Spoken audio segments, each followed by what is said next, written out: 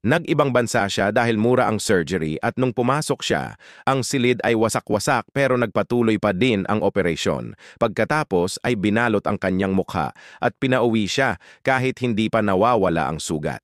Masyadong nahila ang kanyang balat kaya hindi na siya makapikit at tumutulo ang kanyang luha dahil masakit sa mata, ngunit mas masakit yung nakikita mo siyang sa iba na sumasaya.